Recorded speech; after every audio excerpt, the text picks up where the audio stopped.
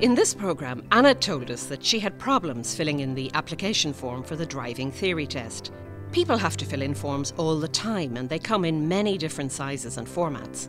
Whether it's opening a credit union account, joining a club, applying for a social welfare payment or joining a library, you will need to fill in a form, and there are some parts that are always the same. In this form, we see that you need to write in your title, first name, second name or surname, address, telephone number and date of birth. Sometimes the title of a box can tell you what type of information to enter. Look at the box for title.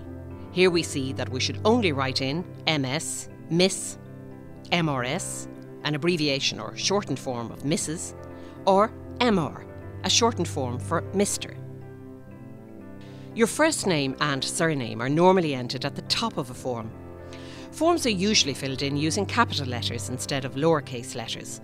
This ensures that the person reading the form can easily understand the information.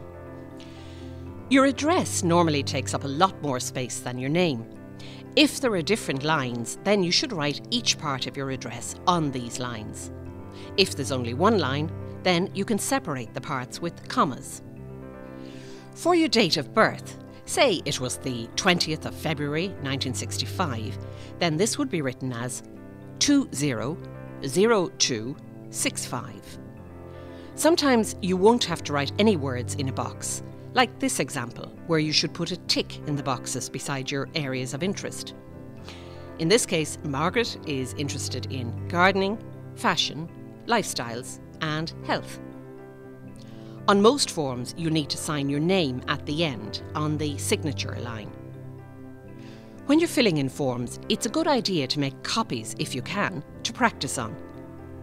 Read each box and see what information it asks you to write in.